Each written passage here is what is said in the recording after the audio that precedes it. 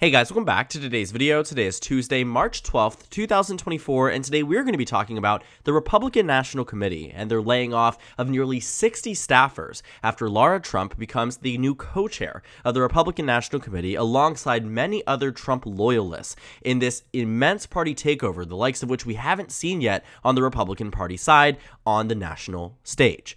Now, many state parties, we have seen the overtaking of Trump surrogates in these chair positions. You look at states like Florida and Arizona and Nevada and Michigan and Wisconsin, and many of these states where important elections are held and will be extremely pivotal and crucial for the 2024 election and the potential electoral success of President Trump.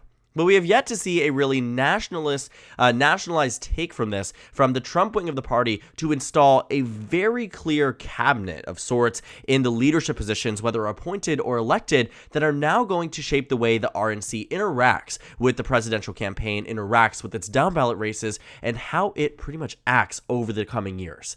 Now, the Republican National Committee is one that holds a lot of significance when it comes down to national party platforms, when it comes down to strategy, pretty much organizing the Republican Party's victories and successes over the coming year, and now it's being taken over by members not only of Trump's team, but even the Trump family. I mentioned Laura Trump, who is now the new co-chair of the Republican National Committee. She recently was elected literally 4 or 5 days ago and has been serving in this position, but was largely expected to run after she decided against running for Senate back in 2022.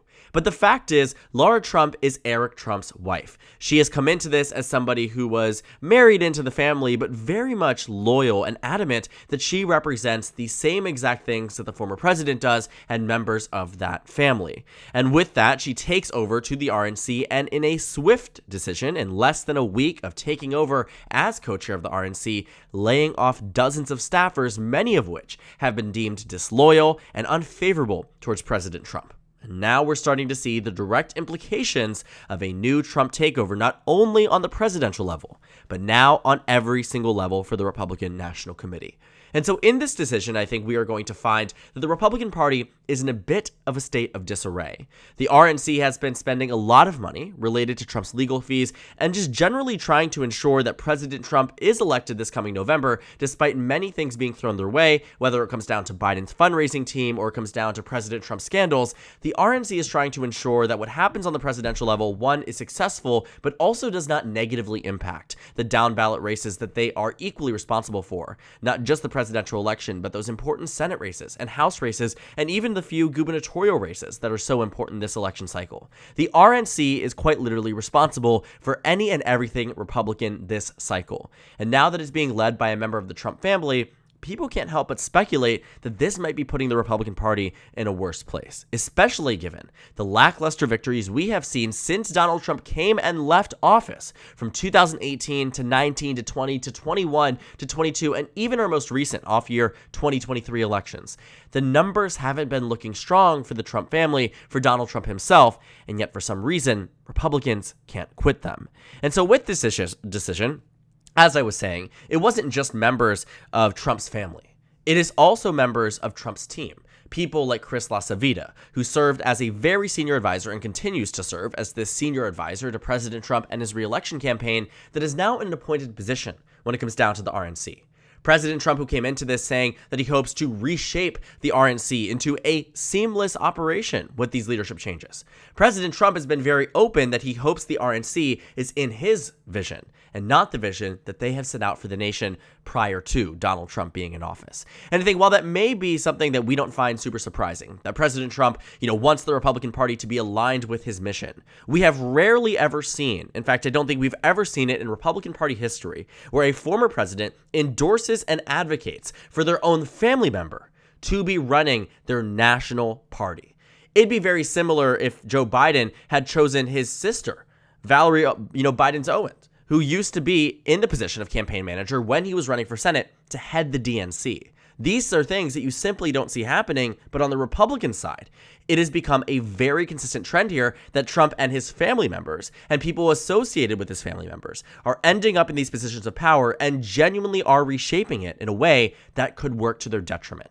A lot of what we look at here is whether or not these leadership changes and what the RNC stands for nationwide will be beneficial for President Trump and these other Republicans. And I can say, honestly speaking, I don't know that they will be. We talked about Donald Trump's legal fees. We'll talk about this a little bit later today in another video because I think it's very important to note that President Trump's campaign is in a financial crunch. They're in a difficult place largely because these legal bills are amounting to well over $80 million being spent over the past 2 years, and it's making it very difficult for the Trump campaign to continue on and continue fundraising money from the same sources of people that have been tapped into over the past 8 to 9 years. It has been a consistent struggle for the Trump campaign as well. Sort of shift focus and try to spend ads when they're getting new legal fees being thrown onto them. Things related to, even civil cases that aren't necessarily criminal cases that Donald Trump will eventually face this coming, before this November, potentially shortly after, depending on when these court cases actually end up happening. But at the end of the day, President Trump is in a difficult position financially. And it certainly does not help when you have your own family member heading the Republican National Committee that should be operating independently, that should be operating on a separate point, right? You can't have these two groups working together and solely for President Trump. And that is the fear here, that this might be our new reality, that the RNC and the Trump campaign are one and the same. And while that may be fine, in an ideal situation, it is not fine when you have a campaign that is already facing financial trouble, that is having difficulty winning over voters when President Biden is at the lowest point in terms of approval during his entire presidency, and Donald Trump still can only manage to maintain a lead of 1% nationwide and decreasing. President Trump very clearly is not slam dunking this election. And so for the RNC to pivot and completely change trajectory and to fire nearly 60 staffers at nearly the height of the start of the general election campaign season is something that seems to be a very, very difficult and honestly wrong decision. A destructive one, if we were to put it this way. Because what we have seen in state parties, what we have seen when Donald Trump's, type of people have come into power in these battleground states, more often than not, it has been to their detriment. When you take a look what happened in the 2022 midterm elections, for instance, when you're talking about, President Trump and his influence on the Republican Party, his influence on the 2022 Senate elections, take a look at who he endorsed and who ended up in these positions of power.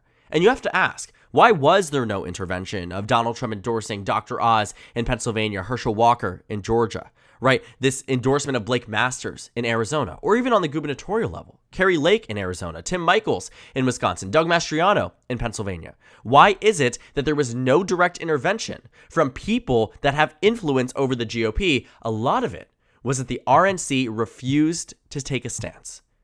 And that was under Ronna McDaniel. That was under members of the NRSC, the NRCC, the RNC that refused to weigh in on primaries, even though the former president was doing it themselves, and their own internal memos, leaked or not, you can assume were telling them that these were the weakest type of candidates that you could put forth in a competitive election, but Donald Trump wanted them anyway, and so they stayed out of it. This time around, not only do I think the RNC would not necessarily oppose Donald Trump when it comes down to these endorsements, I think they would advocate for them. The RNC of today is not the RNC of a week ago, or a month ago, or a year ago. The fact is, Donald Trump's family and his closest allies on the campaign have now ended up in strong and powerful positions and are quite literally heading the national GOP at his direction. These are things that you start to look back at elections and realize there's a reason Trump's nominees lost in 18 and then in 20 and then in 22. There's a reason why in many cases he has been a poison to these state parties. And when we saw those state party heads take over at the direction of Donald Trump, you see it happen especially in Michigan, which I think is at a unique point of interest for me because they recently were just blown out when it came down to the governor's election, largely because the Republicans could not get their stuff together. You find here that Gretchen Whitmer defeated Tudor Dixon, also, I guess, sure, you could have assumed this, but also endorsed by Donald Trump here by 11 points just 2 years after Joe Biden won the state by less than 3. The reason that happens is because the Republican Party in this state simply did not have the infrastructure because they were so focused on winning elections the way that Donald Trump did in 2016. But Donald Trump's 2016 election, we are finding out very quickly, and I think we could have maybe assumed this back then, given how close it was, but it was a fluke. It was not a model to be replicated election after election after election.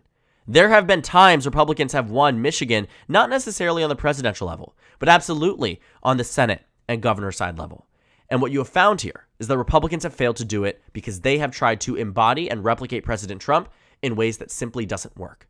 And then shortly after this gubernatorial race, instead of deciding against adopting this Trump ideology and being a Donald Trump type of state party, they nominated and elected Christina Caramo, who was just recently ousted because she ran the party to the ground. Quite literally, they were in debt, and the Michigan Democratic Party had tens of millions of dollars. I mean, it is literally laughable at the difference here between these state parties, and I think you can see exactly how this reflects and translates to general election victories for the Democratic Party and why it could be the reason Republicans lose Michigan in 2024. But it is more of the fact that Michigan is a microcosm of the nation. Michigan, in the Republican Party here, you saw a Trump takeover.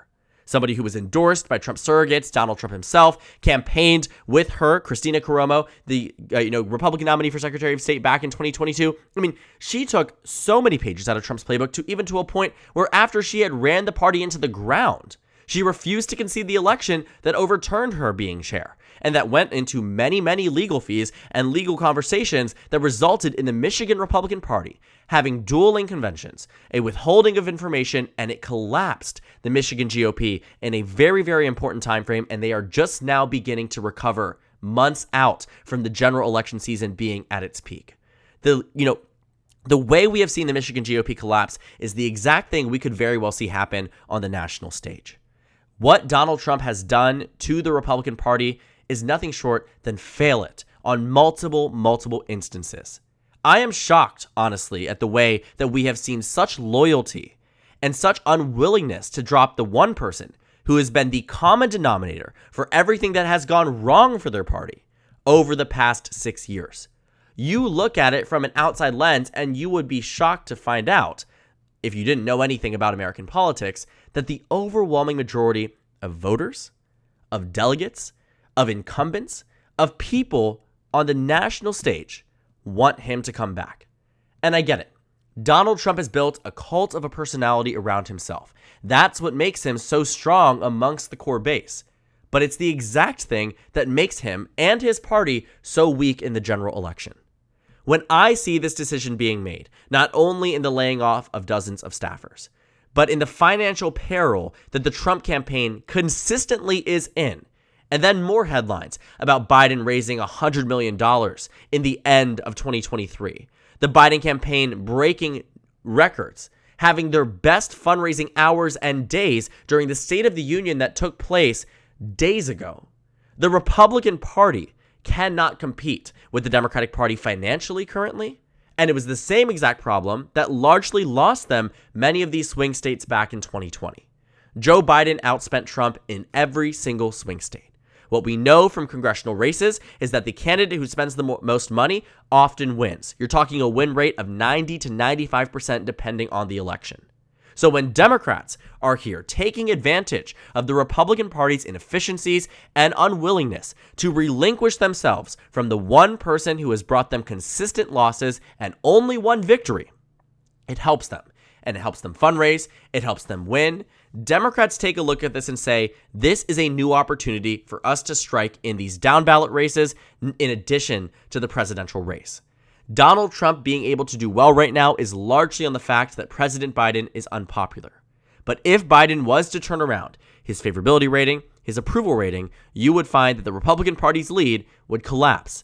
And already, you've started to see it happen in some of these swing states. President Biden has started to improve nationally, statewide, and locally. You are finding that this is the beginning of what is going to be a very interesting and contentious, don't forget that, but still very, very interesting general election season, where we will find out the true power of President Trump and his campaign in full force in an election year where he is not the incumbent.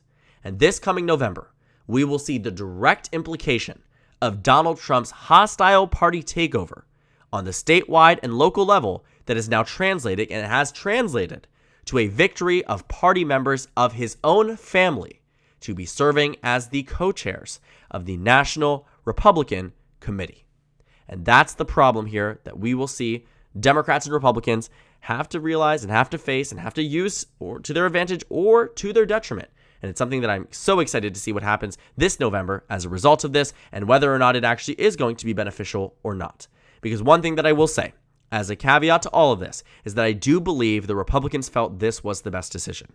But what we know too historically is that Republicans, more often than not, do not have the best political instincts when it comes down to winning general elections or winning competitive ones. And you can look back at 23, 22, 21, 20, 19, and 18 in those election years, and you can see exactly what incompetency means on the GOP front in races that should be otherwise so exceptionally winnable, like this election with the lowest approval rating for an incumbent president running for re-election since Jimmy Carter. And so to go all the way back 50 years, and yet Donald Trump to still only be ahead by one, the question is, do decisions like this make a lot of sense? My take is that they don't, but only time will tell. So thank you guys so much for watching this video. Make sure to comment down suggestions below. Subscribe on the left if you haven't already, and check out the Instagram and Twitter. At the bottom left of the screen, there's also a Discord server for you to go ahead and join. On the screen, there's a video you can watch, and then a playlist for my 2024 presidential election analysis videos. Again, thank you guys so much for watching, and I will see you all later today.